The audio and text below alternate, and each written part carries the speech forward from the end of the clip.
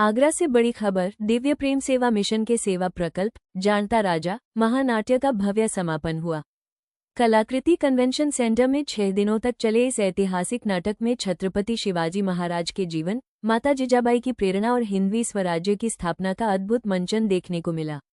अंतिम दिन जन सैलाब उमड़ पड़ा। पूरा परिसर भक्ति, देशभक्ति और उत्साह के रंग में सराबोर रहा।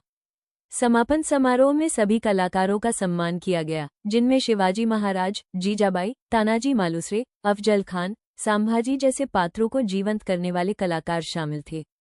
नाट्य महासचिव डॉक्टर अजीत राव अप्टे और उनकी टीम को विशेष सराहना मिली, जिन्होंने बाबा साहब पुरंदरे के इस महानाट्य को पिछले 45 वर्षों से अनुशासन और समर्पण के साथ मंचित किया है। नाटक के सूत्रधार महेश ने अपने दमदार अभिनय और संवाद शैली से दर्शकों का दिल जीत लिया।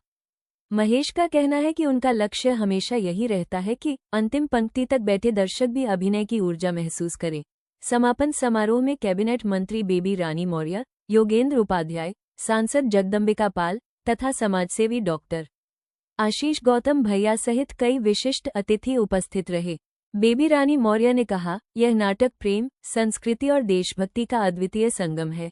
वहीं योगेंद्र उपाध्याय ने आगरा में शिवाजी महाराज के स्मारक निर्माण की घोषणा की और कहा कि यह आने वाली पीढ़ी के लिए प्रेरणा स्रोत बनेगा। इस अवसर पर डॉक्टर आशीष गौतम भैया ने घोषणा की कि 5 साल बाद जानता राजा महानाट्य एक बार फिर और अधिक भव्यता के साथ आगरा में प्रस्तुत किया जाएगा। आयोजन समिति के संयोजक ललित शर्मा ने बताया कि अंतिम दिन उमड़े जन सैलाब ने ये साबित कर दिया कि आगरा के नागरिक इतिहास, संस्कृति और राष्ट्रभाव से गहराई से जुड़े हैं। आज प्रोग्राम हो रहा है, अंतिम चरण पे आप क्या कहना चाहेंगे? भाई मैं तो ये कहना चाहूँगा कि आज पहली बार इस तरीके का कार्यक्रम देखा है मैंने, जीवन में पहली बार। मैं 35 साल से मेहनत कर रहा हूँ और मैं भी छोटा मोटा आर्टिस्ट हूँ। मैंने भी एक्टिंग की है, 1-2 सीरियल भी किए, फिल्म में भी की हैं, मगर आज जो यहाँ पे आके देखा है ना, बहुत अच्छा लगा है। मैं तो कहता हूँ दिव्य प्रेम सेवा मिशन हरिद्वार का दिल से धन्यवाद करना चाहता हूँ। दूसरी बात, जानता राजा जो ये प्रोग्राम चल रहा है वीर शिवाजी का, हमारे आगरा में शायद है इतना दिव्य, इतना भव्य प्रोग्राम पहली बार होने जा रहा है और बहुत दूर दूर तक के लोग यहाँ आए हैं। देखो मेहनत भी की, मुशक्क़त भी की, बाकी पैसा भी खर्च करके टिकट लेके भी आदमी यहाँ देखने के लिए आया। तो हमारे लिए तो बड़े गौरव की बात है कि हमारा आगरा है, हम आगरा के हैं। तो हमारे आगरा में अगर इस तरीके का कार्यक्रम हो रहा है शायद पहली बार, तो भाई खुशी है बहुत ज़्यादा। जो नई जनरेशन है उसको क्या संदेश देना चाहेंगे आप? नई जो जनरेशन है उनके लिए कोई संदेश आप देना चाहेंगे? मैं नई जनरेशन के लिए यही कहूँगा कि ये मोबाइल में उल्टी सीधी चीज़ें देख रहे हैं, उन्हें देखने से बढ़िया है कि अपने इतिहास के बारे में थोड़ा सा जाना जाए। और इतिहास के बारे में अगर जाने, आजकल नई पीढ़ी है जी, आपने देखा होगा नशे की अधीन होती जा रही है, इसका ये नशा, उनको संदेश क्या देना चाहेंगे कि जिससे कि जो आने वाली पीढ़ी है जो अपने इतिहास को समझे? और कहीं हमारी गलती है, हम सबकी गलती है। हमारा ये मतलब आज तुम देख रहे हो, पहले भी तो बच्चे पढ़ते थे और वो IPS बनते थे, मगर आज पढ़ रहे हैं तो स्कूल में जाते तो यूँ कहते हैं तुम्हारे मम्मी पापा पढ़े हैं कि नहीं है। अरे पहले के पढ़े नहीं होते थे मम्मी पापा, तो बच्चे नहीं पढ़ते थे क्या? मगर आज स्कूल से काम देते हैं, कहते हैं मम्मी पापा की जिम्मेदारी है, तुम पढ़ाओ। अरे हम क्यों पढ़ाएं? तुम पढ़ाओ ना, तुम पैसे ले रहे हो। दूसरी बात वही चीज़ है कि बच्चे को थोड़ा सा अगर हमें पढ़ाने के लिए बोल रहे हैं, दिखाने के लिए, तो इन चीज़ों पे भी तो हमें ध्यान देना चाहिए कि हमारा बेटा कर क्या रहा है। आपने 18 साल का हुआ नहीं, 15 साल का बच्चा हो रहा है, उसने कह दिया पापा मोबाइल दिला दो, 1 लाख रुपए का तुमने मोबाइल दिला दिया। अब वो रजाई में लेटा हुआ कर क्या रहा है, ये तुम्हें क्या पता है? नशे की वीडियो भी देख रहा है, उल्टी सीधी वीडियो भी देख रहा है, सोशल मीडिया से जुड़ा हुआ है, तो वो उल्टे सीधे कामों में पढ़ता जा रहा है। ये तो हम खुद गलतियां कर रहे हैं कि बच्चों को कम से कम 20-22 साल का जब तक बच्चा ना हो जाए, जब तक वो समझने ना लगे कोई बात को, जब तक उसको ऐसी चीज़ों से दूर रखना चाहिए। सिर्फ पढ़ाई पे फोकस कर। अब बच्चों को जब बैठ कर आए, उठ कर आए, कहते हैं सोबत का असर होता है। अपना बच्चा कहाँ जा रहा है हमें पता ही नहीं है।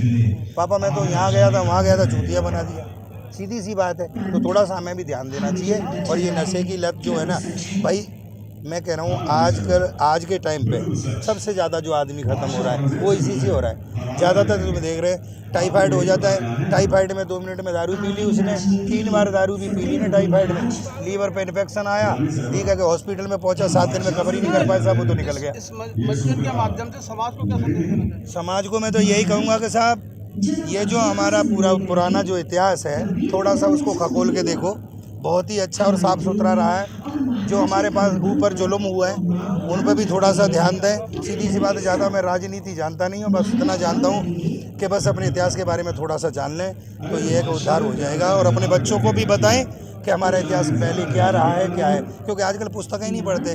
बच्चे भी ऐसे हो गए कि मतलब अगर उनको हिंदी में कुछ भैया अगर उनको कुछ हिंदी में समझा जाए तो समझ में नहीं आता है। उनको ये नहीं मालूम 65 कितने होते हैं, उन्हें बताओ 65 होते हैं साहब। तो आजकल थोड़ा सा पढ़ाई की बात करें तो पढ़ाई इतनी दिन ब दिन जो प्राइवेट स्कूलों में महंगी होती जा रही है, इस विषय में क्या संदेश देना चाहेंगे, क्या देना चाहेंगे? वो पढ़ाई महंगी होती जा रही है। मैं तो ये कह रहा हूँ वैसे सरकार को इस पर शिकंजा कसना चाहिए, क्योंकि जब स्कूल में बच्चे को दे रहे हैं इतनी महंगी महंगी फीस। दूसरी बात किताबें, और किताबें भी हर साल चेंज हो जाती हैं। पहले हम क्या करते थे, 5वीं क्लास में मैं पढ़ रहा हूँ, मेरा बड़ा भाई 6वीं क्लास में है, तो बड़ा भाई जैसे 7वीं क्लास में पहुँचा तो उसकी किताबें मैं लेके पढ़ लेता था, मगर अब नहीं पढ़ पाते। तो भाई इस पर थोड़ा सा सरकार को भी ध्यान देना चाहिए। क्यों मारने को फिर रहे हैं ये गरीब लोगों को? ध्यान देना चाहिए, सीधी सी बात है। शिक्षा के बारे में ज़्यादा मैं जानता नहीं हूँ, पढ़ा लिखा बहुत कम हूँ, बाकी जितना लोगों से सीखता रहता हूँ उतना बोल देता हूँ।